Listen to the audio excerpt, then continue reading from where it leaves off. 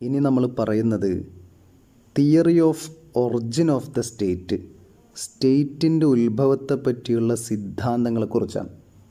എങ്ങനെയാണ് സ്റ്റേറ്റ് ഉണ്ടായി വന്നത് എന്നതിനെക്കുറിച്ച് നിരവധിയായ സിദ്ധാന്തങ്ങളുണ്ട്. സ്റ്റേറ്റിൻ്റെ ഉത്ഭവത്തെക്കുറിച്ച് പലതരത്തിലുള്ള സിദ്ധാന്തങ്ങളുണ്ട്. പ്രാചീന കാലത്ത് നിലനിന്നിരുന്ന ഒരു സിദ്ധാന്തമാണ് ദൈവിക സിദ്ധാന്തം അല്ലെങ്കിൽ ദൈവതത്വ സിദ്ധാന്തം. സ്റ്റേറ്റും അവിടുത്തെ അധികാരവും ദൈവികമായി ഉണ്ടായി വന്നതാണ് എന്നതാണ് ഈ ദൈവിക തത്വ സിദ്ധാന്തത്തിൻ്റെ അടിസ്ഥാനം. ഈ സിദ്ധാന്തം അനുസരിച്ച് സ്റ്റേറ്റ് ദൈവം ഉണ്ടാക്കിയതാണ്, അതിലെ അധികാരികളെ ദൈവമാണ് തിരഞ്ഞെടുത്തത്, ഭരണാധികാരികൾ ദൈവത്തിൻ്റെ പ്രതിനിധികളാണ്, അവർ ദൈവിക അവകാശത്താലാണ് ഭരിക്കുന്നത്, അവരെല്ലാവരും അനുസരിക്കണം, ആരും ഈ ഭരണകൂടത്തെ വിമർശിക്കാൻ പാടില്ല, രാജാവിനെ വിമർശിക്കാൻ പാടില്ല, കാരണം രാജാവ് ദൈവത്തിൻ്റെ പ്രതിനിധിയാണ്. ദൈവമാണ് ഈ രാജ്യം ഉണ്ടാക്കിയത്, ആ രാജ്യത്തെ ഭരണാധികാരിയെയും ദൈവമാണ് തിരഞ്ഞെടുത്തത്. അങ്ങനെ ഒരു വിശ്വാസമുണ്ട്. അതാണ് ഡിവൈൻ തിയറി ഓഫ് സ്റ്റേറ്റ് എന്ന് പറയുന്നത്. ഇത് സ്റ്റേറ്റിൻ്റെ ഉത്ഭവത്തെക്കുറിച്ചുള്ള ദൈവിക സിദ്ധാന്തം എന്ന് പറയും. ഈ വീക്ഷണം മതപരമോ ആത്മീയമോ ആയ തത്വങ്ങളുടെ അടിസ്ഥാനപ്പെടുത്തിയാണുള്ളത്. ചരിത്രപരമായി രാജാക്കന്മാരും ഭരണാധികാരികളും തങ്ങളുടെ ഭരണത്തെ ന്യായീകരിക്കാൻ ഈ സിദ്ധാന്തമാണ് ഉപയോഗിച്ചത്. ജനങ്ങളുടെ ഇടയിൽ ഞങ്ങൾ ഭരണാധികാരികളാണ്, ഞങ്ങളെ നിങ്ങൾ ചോദ്യം ചെയ്യരുത് എന്നൊക്കെ പറഞ്ഞുകൊണ്ട് ജനങ്ങളെ ദീർഘകാലം പറ്റിച്ച് നടന്നത് ഇങ്ങനെ ഞങ്ങൾ ദൈവത്തിൻ്റെ പ്രതിനിധിയാണ് എന്ന് പറഞ്ഞുകൊണ്ട്, ഈ സ്റ്റേറ്റ് ഉണ്ടാക്കിയത് ദൈവമാണ് എന്ന് പറഞ്ഞുകൊണ്ടാണ്. ആ സിദ്ധാന്തത്തെയാണ് ഈ സ്റ്റേറ്റ് ഉണ്ടാക്കിയത് ദൈവമാണ് എന്ന സിദ്ധാന്തമാണ് ഡിവൈൻ റൈറ്റ് തിയറി എന്ന് പറയുന്നത്. ചരിത്രപരവും സാമൂഹ്യശാസ്ത്രപരവുമായ ഗവേഷണങ്ങൾ സ്റ്റേറ്റിൻ്റെ പരിണാമത്തെക്കുറിച്ച്, സ്റ്റേറ്റിൻ്റെ ഉത്ഭവത്തെക്കുറിച്ചുള്ള വലിയ പഠനങ്ങൾ നടക്കുകയുണ്ടായി. അതിൻ്റെ അടിസ്ഥാനത്തിൽ ഈ മതിയായ വസ്തുതാപരമായ വിവരങ്ങൾ കണ്ടെത്താൻ ശ്രമിച്ചപ്പോൾ ഈ ദൈവിക സിദ്ധാന്തം അവകാശപ്പെടുന്നത് പോലെ ഭരണകൂടം ദൈവത്തിൻ്റെ കരവിരുതല്ല എന്ന് സ്വാഭാവികമായിട്ടും കണ്ടെത്തി. ഈ ദൈവമാണ് സ്റ്റേറ്റ് ഉണ്ടാക്കിയത് എന്ന അതൊരു വിശ്വാസം മാത്രമാണെന്നും അതൊരു മിത്ത് മാത്രമാണെന്നും അത് ഈ ആളുകളെ പറ്റിക്കാൻ വേണ്ടി രാജാക്കന്മാരുണ്ടാക്കിയതാണെന്നും ഗവേഷണത്തിലൂടെ സ്വാഭാവികമായിട്ടും കണ്ടെത്തി. സ്റ്റേറ്റ് ഉണ്ടായത് സാമൂഹിക വികസനത്തിൻ്റെ ക്രമാനുഗതമായ പ്രക്രിയയുടെ ഫലമായിട്ടാണെന്നാണ് ഗവേഷണത്തിൽ കണ്ടെത്തിയത്.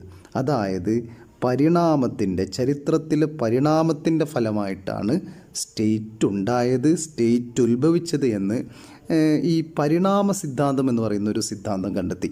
അപ്പോൾ സ്റ്റേറ്റ് എങ്ങനെയാണ് ഉണ്ടായത് എന്ന് ഏറ്റവും പ്രബലമായ ഒരു സിദ്ധാന്തം എന്ന് പറയുന്നത് അത് പരിണാമ സിദ്ധാന്തമാണ്. പരിണാമ സിദ്ധാന്തത്തെക്കുറിച്ചാണ് നമ്മളിനി നോക്കുന്നത്. Evolution theory of the origin of the state, സ്റ്റേറ്റിൻ്റെ ഉത്ഭവത്തെക്കുറിച്ചുള്ള പരിണാമ സിദ്ധാന്തം.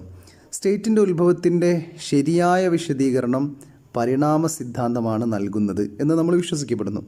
ഈ സിദ്ധാന്തം മനഃശാസ്ത്രപരവും ചരിത്രപരവും സാമൂഹികപരവുമായ തെളിവുകളെ അടിസ്ഥാനപ്പെടുത്തിയാണ് ഉണ്ടാക്കിയത്. അതനുസരിച്ച് ഭരണകൂടവും സ്റ്റേറ്റും ഒരു കൃത്രിമ സ്ഥാപനമോ അല്ലെങ്കിൽ ദൈവികമോ അല്ല എന്നും രക്തബന്ധം, മതം, അധികാരം, രാഷ്ട്രീയ അവബോധം, സാമ്പത്തിക പ്രവർത്തനങ്ങൾ, സാമൂഹിക ജീവിതം തുടങ്ങിയ നിരവധി ഘടകങ്ങളുടെ സംയോജിതമായ രൂപങ്ങളിൽ നിന്നാണ്, ആ ഘടകങ്ങളുടെ അടിസ്ഥാനപ്പെടുത്തി കാലക്രമേണ ഉണ്ടായി വന്നതാണ് സ്റ്റേറ്റ് എന്നാണ് ഈ ഒരു സിദ്ധാന്തം കണ്ടെത്തിയത്. അപ്പോൾ ഈ സിദ്ധാന്തം അനുസരിച്ച് സ്റ്റേറ്റിൻ്റെ വികസന പ്രക്രിയ പ്രാകൃത കാലഘട്ടം മുതൽ നടക്കുന്നുണ്ട്. അതിങ്ങനെ തുടർന്നുകൊണ്ട് വർഷങ്ങളായി എടുത്തുകൊണ്ട് തുടർച്ചയായി വികസന പ്രക്രിയയുടെ അടിസ്ഥാനത്തിൽ അങ്ങനെ ഉണ്ടായി വന്നതാണ് ഈ സ്റ്റേറ്റ് എന്നും, സ്റ്റേറ്റ് ഒരു ആധുനിക ദേശരാഷ്ട്രത്തിൻ്റെ രൂപം കൈവരിച്ചതെന്നും സ്റ്റേറ്റിൻ്റെ വളർച്ചയുടെ ഗതിയിൽ സ്വാധീനിച്ച നിരവധി ഘടകങ്ങളുണ്ടെന്നും അങ്ങനെ ചരിത്രത്തിൻ്റെ ദീർഘകാലത്തെ പ്രക്രിയയുടെ അടിസ്ഥാനപ്പെടുത്തിയാണ് സ്റ്റേറ്റ് ഉണ്ടായതെന്നും ഈ ഒരു ഇവല്യൂഷൻ തിയറി കണ്ടെത്തി. അതുകൊണ്ട് തന്നെ സ്റ്റേറ്റ് ഉണ്ടാവുന്നതിന് നിരവധി ഘടകങ്ങൾ ചരിത്രത്തിൻ്റെ പല ഘട്ടങ്ങളിലായിട്ട് സ്വാധീനിച്ചിട്ടുണ്ടെന്ന് ഇവർ കണ്ടെത്തി. ആ ഘട്ടങ്ങളെയാണ്, ആ ഒരു എലമെൻസിനെയാണ് നമ്മൾ നോക്കുന്നത്. പ്രധാനമായിട്ടും 6 ഘട്ടങ്ങൾ, 6 എലമെൻറ്റ്സ് ഇതിനെ സ്വാധീനിക്കുന്നുണ്ട്, സ്റ്റേറ്റ് ഉണ്ടാവുന്നതിനെ സ്വാധീനിക്കുന്നുണ്ട്. അതിൽ ഒന്നാമത്തെ ഒരു ഘടകം എന്ന് പറയുന്നത് സ്വാഭാവിക സഹജവാസനയാണ്. മനുഷ്യൻ്റെ സാമൂഹികമായ സഹജവാസനയാണ് രാഷ്ട്രത്തിൻ്റെ വളർച്ചയ്ക്ക് സഹായകമായ ഏറ്റവും പ്രധാനപ്പെട്ട പ്രാഥമിക ഘടകം എന്ന് പറയുന്നത്. മനുഷ്യൻ പ്രകൃതിയാൽ ഒരു സാമൂഹിക ജീവിയാണെന്നും അതുകൊണ്ട് തന്നെ മനുഷ്യൻ ഒരു രാഷ്ട്രീയ ജീവിയാണെന്നും അരിസ്റ്റോട്ടിൽ തന്നെ പ്രസ്താവിക്കുന്നുണ്ട്. അപ്പോൾ ആദിമ മനുഷ്യൻ അതിജീവനത്തിനും സഹകരണത്തിനുമായി ഒരു സ്വാഭാവിക സാമൂഹിക സഹജ വാസനാബോധത്തിൽ നയിക്കപ്പെടുന്ന ചെറുകിട നാടോടി ഗ്രൂപ്പുകളായിട്ട് സ്വയം ക്രമീകരിച്ചു. അപ്പോൾ ആദിമ മനുഷ്യൻ ഒറ്റക്കൊറ്റക്കായി നിൽക്കാതെ അവർ ചെറിയ ചെറിയ ഗ്രൂപ്പുകളായിട്ട് മാറി. സമൂഹത്തിൻ്റെ ഉത്ഭവത്തിൻ്റെ പ്രാഥമിക തുടക്കം എന്ന് പറയുന്നത് ഈ മനുഷ്യൻ്റെ സ്വാഭാവിക സഹജവാസനയായ ചെറിയ ചെറിയ സാമൂഹിക ഗ്രൂപ്പുകളായി മാറിയതാണ് സ്റ്റേറ്റിൻ്റെ ആദ്യത്തെ തുടക്കം എന്ന് പറയുന്നത്. അതിനുശേഷം രക്തബന്ധമാണ്. രാഷ്ട്രത്തിൻ്റെ വളർച്ചയ്ക്ക് സഹായകമായ ഏറ്റവും പ്രധാനപ്പെട്ട മറ്റൊരു ഘടകം എന്ന് പറയുന്നത് രക്തബന്ധമാണ്. വ്യക്തികൾ അടുത്ത ബന്ധങ്ങളുമായുള്ള സഹകരിക്കാനും സാമൂഹിക ഘടനകൾ രൂപീകരിക്കാനും ആരംഭിച്ചു. അത് സ്വാഭാവിക സാമൂഹിക സഹജവാസനയാൽ നയിക്കപ്പെടുന്ന ഈ ചെറു ഗ്രൂപ്പുകളെ ചെറുകിട നാടോടി ഗ്രൂപ്പുകളായി മാറിയ മനുഷ്യരെ ഒരു കുറച്ചും കൂടി വലിയ ഒരു കുടുംബ യൂണിറ്റുകളായിട്ട് ഗോത്രങ്ങളായിട്ട് മാറുന്ന രീതിയിലേക്ക് മാറി. ആദ്യത്തെ സ്റ്റെപ്പിൽ മനുഷ്യർ ചെറിയ ഗ്രൂപ്പുകളായി മാറി എന്ന് പറഞ്ഞു. അത് സ്വാഭാവികമായിട്ടും മനുഷ്യൻ സാമൂഹ്യ ജീവിയായതുകൊണ്ട് മനുഷ്യൻ ഇങ്ങനെ കൂട്ടമായി ജീവിച്ചു എന്ന് പറഞ്ഞു. അതിൻ്റെ പിറ്റത്തെ ഘട്ടത്തിൽ മനുഷ്യർ ഈ ഗ്രൂപ്പുകൾ മാറി പിന്നെ എന്തായി, ഗോത്രങ്ങളായി, കുറച്ചും കൂടി വലിയ ഒരു കുടുംബ ഗോത്രങ്ങളായി മാറി. അതിനുശേഷമുള്ളൊരു ഘട്ടം എന്ന് പറയുന്നത് അതിലേക്ക് മതം വരുന്നൊരു ഘട്ടമാണ്. റിലീജിയൻ, മതം. രാഷ്ട്രത്തിൻ്റെ വളർച്ചയ്ക്ക് സഹായകമായ ഏറ്റവും പ്രധാനപ്പെട്ട മറ്റൊരു ഘട്ടമാണ് മതം. ചെറിയ കുടുംബ ഗോത്രങ്ങളായി മാറിയ മനുഷ്യരെ മതം കൂടുതൽ ഏകീകൃത ശക്തിയായി വർത്തിച്ചു. അതോടെ മതകാര്യങ്ങൾ ചെയ്യുന്നതിന് മതമേധാവികളുണ്ടായി. അവർക്ക് അധികാരം കിട്ടി. ഇതൊരു രാഷ്ട്രീയ അധികാര സംവിധാനങ്ങളുടെ നിർമ്മാണത്തിലേക്ക് എത്തിച്ചു. രാഷ്ട്രത്തിൻ്റെ ഉത്ഭവത്തിൻ്റെ വളരെ നിർണായകമായ ഘട്ടമായിരുന്നു ഇത്.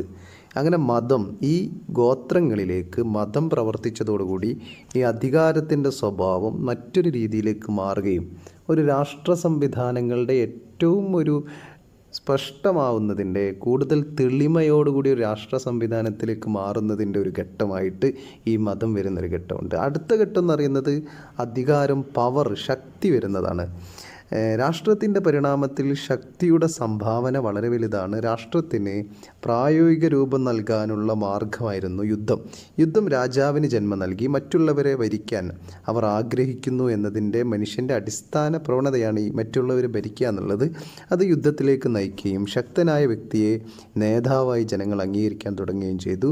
ജനങ്ങളുടെ പിന്തുണ രാജാവിനെ കൂടുതൽ ശക്തനാക്കി. അങ്ങനെ രാഷ്ട്രമെന്ന രാഷ്ട്രീയ അധികാര രൂപം ഇതോടുകൂടി വികസിച്ചു വരികയാണ് ചെയ്യുന്നത്. അപ്പോൾ അതിലേക്ക് മതം വന്നതിലേക്ക് പിന്നെ ഈ ശക്തിയും പവറും കൂടി വന്നതോടുകൂടി ഒരു രാഷ്ട്ര സംവിധാനത്തിൻ്റെ ഒരു ചിത്രം ഏകദേശം തെളിയുകയുണ്ടായി. പിന്നീട് സാമ്പത്തിക വശങ്ങൾ വരികയാണ്. Economical necessities. മനുഷ്യൻ്റെ നാടോടി ജീവിതം മാറി കൃഷിയിലേക്ക് മാറിയതോടെ സ്വകാര്യ സ്വത്ത് സ്വന്തമായി. ആളുകൾ ഒരു പ്രത്യേക പ്രദേശത്ത് താമസമാക്കാൻ നിർബന്ധിതരായി. ഭൂമി സമ്പത്തിൻ്റെ പ്രധാന രൂപമായി മാറി. സാമ്പത്തിക അടിസ്ഥാനമാക്കിയുള്ള സാമൂഹിക ക്രമം, സാമ്പത്തിക വ്യത്യാസങ്ങളൊക്കെ വർദ്ധിക്കേണ്ടായി. അപ്പോൾ സ്വകാര്യ സ്വത്ത് സംരക്ഷിക്കുന്നതിനും സ്വത്ത് സംബന്ധിച്ച തർക്കങ്ങൾ പരിഹരിക്കുന്നതിനും നിയമങ്ങളുണ്ടായി. അങ്ങനെ രാഷ്ട്രത്തിൻ്റെയും ഭരണകൂടത്തിൻ്റെയും ആവിർഭാവത്തിലേക്ക് ഇത് നയിക്കുകയുണ്ടായി. അതിനുശേഷം രാഷ്ട്രീയ അവബോധം ഉണ്ടായി, പൊളിറ്റിക്കൽ അവയർനെസ്. മേൽപ്പറഞ്ഞ വസ്തുതകളുടെ ഫലമായി ചില ആവശ്യങ്ങൾ നിറവേറ്റുന്നതിന് ചില രാഷ്ട്രീയ സംഘടനകൾ ഉണ്ടായിരിക്കണമെന്ന വസ്തുതയിലേക്ക് ആളുകൾ ബോധവാന്മാരായി. ആ ആവശ്യങ്ങളിൽ ചിലത് വ്യക്തികളുടെയും സ്വത്തിൻ്റെയും സുരക്ഷയുടെ ആവശ്യകത, ബാഹ്യ ആക്രമണങ്ങളിൽ നിന്നും പ്രതിരോധത്തിൻ്റെ ആവശ്യകത എല്ലാം ഉണ്ടായി. ഇതെല്ലാം രാഷ്ട്രീയ അധികാരത്തിൻ്റെ ആവിർഭാവത്തിനും രാഷ്ട്രീയ സ്ഥാപനങ്ങൾ ചില നിശ്ചിത ലക്ഷ്യങ്ങളിലേക്ക് ബോധപൂർവമായ പൊരുത്തപ്പെടലിനും കാരണമായി. അങ്ങനെ സാമൂഹ്യ സംരക്ഷണത്തിൻ്റെ ആവശ്യകതയും അധികാരമോഹവും രാഷ്ട്ര രൂപീകരണത്തിലേക്ക് എത്തിച്ചു. അങ്ങനെയാണ് രാഷ്ട്രങ്ങളുടെ കൃത്യമായ രൂപത്തിലേക്ക് എത്തുന്നത്. ഏതായാലും ഉപസംഹാരമായിട്ട് പറയാനുള്ളത്, ഈ സ്വാഭാവിക സഹജവാസന അതിൽ മനുഷ്യർ ഇങ്ങനെ ഒറ്റപ്പെട്ട് നിൽക്കാതെ മനുഷ്യർ ഇങ്ങനെ സമൂഹമായിട്ട് ജീവിക്കാൻ തുടങ്ങി.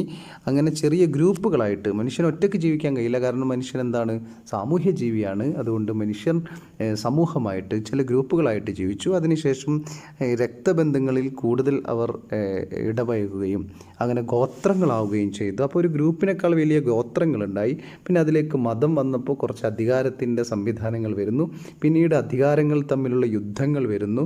അതിലേക്ക് തന്നെ ഈ സ്വകാര്യ സ്വത്ത് വരുന്നതോടുകൂടി സാമ്പത്തിക ആവശ്യങ്ങൾ ശക്തമാകുന്നു, സാമ്പത്തിക സംരക്ഷണത്തിന് വേണ്ടിയുള്ള ആവശ്യങ്ങൾ ശക്തമാകുന്നു. പിന്നീട് രാഷ്ട്രീയ അധികാരത്തിലേക്ക് മാറുന്നു.